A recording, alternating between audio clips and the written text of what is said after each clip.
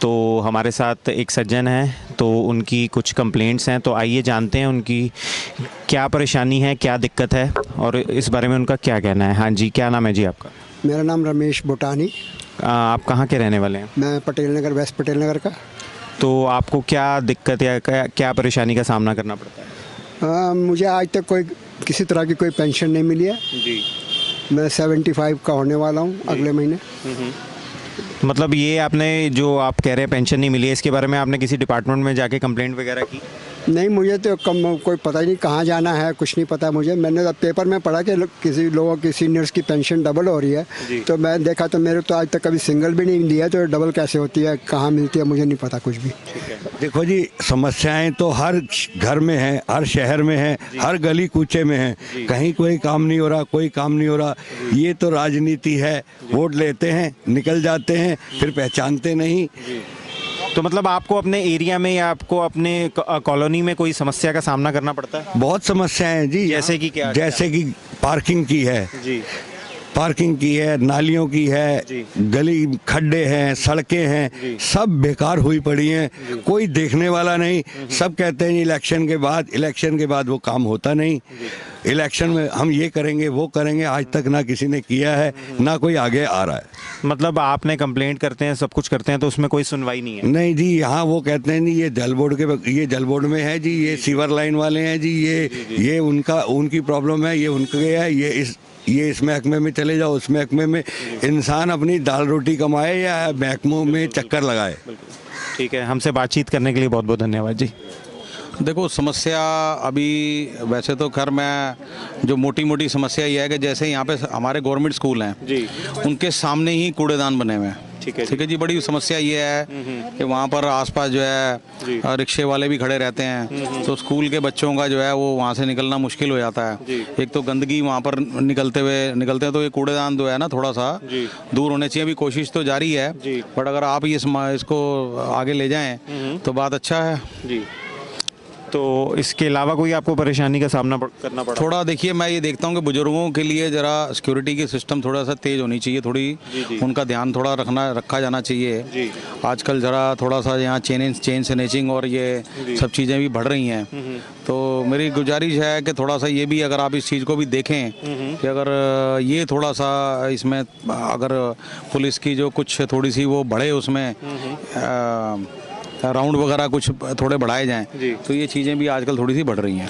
तो जैसे आपने चेन स्नैचिंग का कहा या उससे पहले पार्किंग या रोड्स का कहा, तो इसके बारे में कोई आपने किसी डिपार्टमेंट में या कहीं पे या आपने कॉलोनी वालों ने मिलके कोई कंप्लेंट वगैरह दर्ज करवाई है? नहीं, करते रहते हैं, समय समय पे हम बोलते रहते हैं। और क्योंकि अब ये क्या है कि पीछे से पुलिस के ऊपर में प्रेशर इतना है या जो भी कुछ है, ये सब हम करते रहते हैं। नशा बहुत बड़ा फैल रहा है आज की डेट में। नशा जो है स्कूल के बच्चों में भी काफ़ी हद तक आ गया है।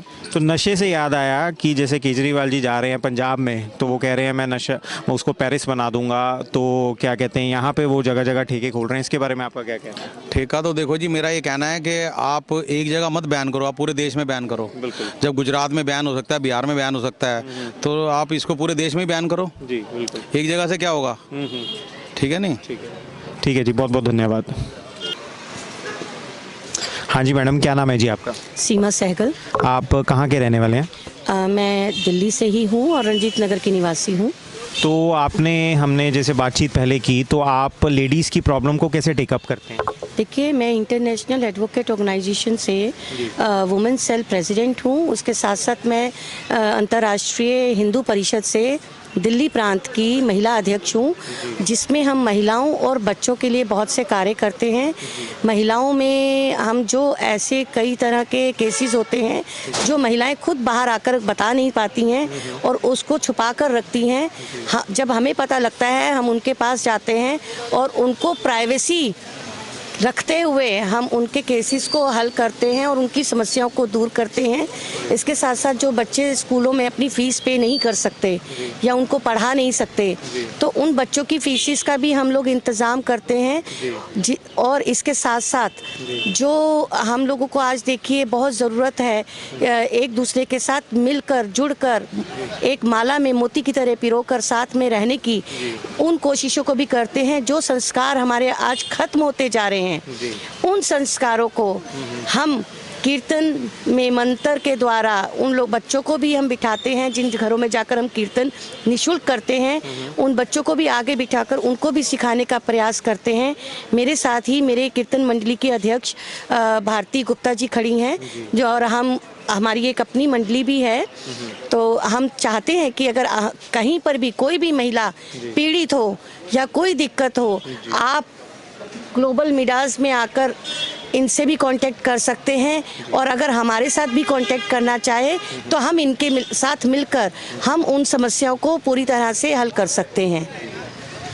हमसे बातचीत करने के लिए बहुत बहुत धन्यवाद मैडम। हमें बता सकते दिल्ली की एक मेन दिक्कत है, कोई कॉलोनी हो, कोई घर हो, कोई कुछ हो, सड़कें सब जगह बहुत ख़राब हैं, पॉट होल जितने हैं, और सड़कों की इतनी बुरी हालत है जिसकी वजह से पानी जमा हो जाता है, मच्छर हो जाता है, और कोई इसका ख्याल नहीं है इस चीज़ का कि भाई थोड़ी सड़कें ठीक हों ताकि गाड़ियाँ आराम से चल सके। गाड़ियों की भी वेयर टेयर होती है, और साथ में ये लोग भी बड़े इनकन्वीनियंट हो जाते हैं।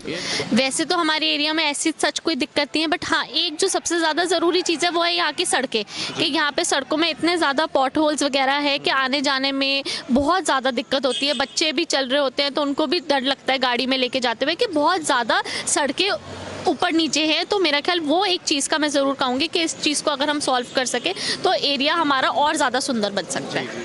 हाँ जी माता जी, क्या नाम है जी आपका? मेरा नाम शांता नांगिया है।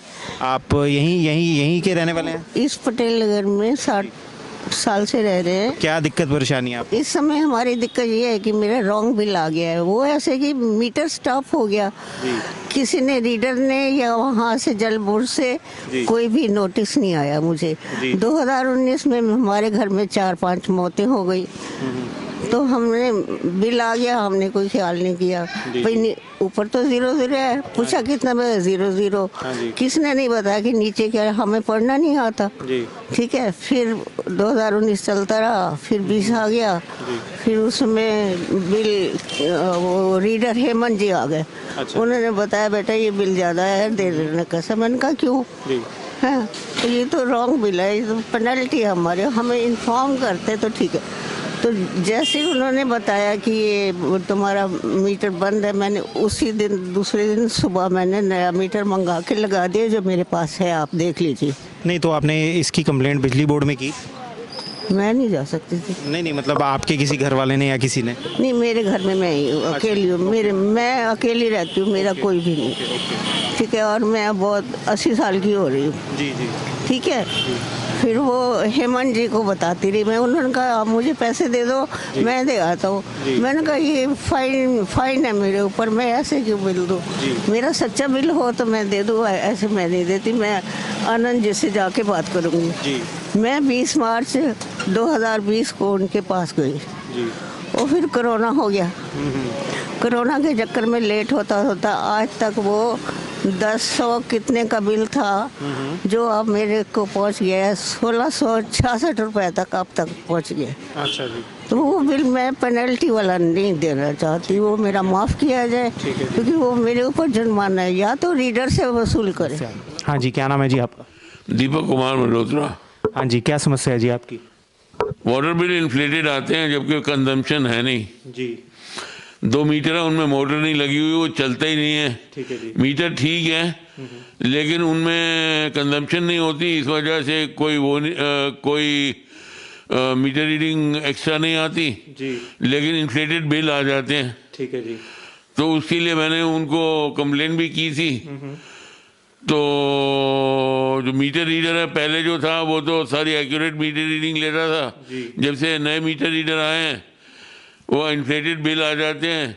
उसकी चिट्ठी भी मैंने लिखी है, तो वो चिट्ठी आप दिल्ली जल बोर्ड को फॉरवर्ड कर दें तो बड़ी मेहरबानी। कंप्लेंट की थी लेकिन उसका कोई फायदा नहीं हुआ। मतलब आपने जल बोर्ड को कंप्लेंट लिखी थी, लेटर लिखी थी, तो उसका कोई लिखी थी, वो क्या नाम है, फोन पे बात की थी। तो उनका क्या कहना था? उनका कहना था कि भाई मीटर फॉल्टी है आपका। मीटर फॉल्टी है ही नहीं, मीटर तो ठीक है। यहाँ पर एमसीडी का ऑफिस होने के बावजूद भी एमसीडी के ऑफिस कोई भी कंप्लेंट सुनने को तैयार नहीं होते जी। तो यहाँ पे काउंसलर और एमएलए मतलब आप जाते हैं उनके पास, कोई नहीं? पास हम कभी नहीं गए, लेकिन हम एमसीडी में कंप्लेंट करने के लिए गए, लेकिन वो लोग कभी उसको तो मतलब बहुत ज़्यादा मतलब आपकी कंप्लेंट्स लिख लेते हैं लेकिन सुनवाई कोई नहीं है। हाँ जी, तो आपको क्या मतलब क्या दिक्कत है यहाँ पे, क्या दिक्कत का? यहाँ पानी रुक जाता है, जिसकी वजह से हमारे सीवरेज की प्रॉब्लम आनी शुरू हो जाती है। ठीक है जी। जैसे मैंने आपको बताया, हमारे सिमरनजीत सिंह जी जो एनजीओ के हैं यहाँ पे, तो वो आपकी ईस्ट पटेल नगर में इसको टेक अप कर रहे हैं। तो आपकी वो प्रॉब्लम्स को, जैसे आपने कि पानी की प्रॉब्लम बताई, तो ज़रूर उसको टेक अप करेंगे। हमारा लीगल सेल भी आगे डिपार्टमेंट में जाएंगे, तो उसको फॉलो अप करके उसको बिल्कुल ज़रूर ठीक करवाएंगे। बहुत बहुत शुक्रिया साहब। और मैं फिर से एक बार रिक्वेस्ट करूंगा, ये पब्लिक को अवेयर बहुत करिए। जितना पब्लिक की हेल्थ कॉन्शियस होगी उतना हमारा देश आगे बढ़ेगा। धन्यवाद।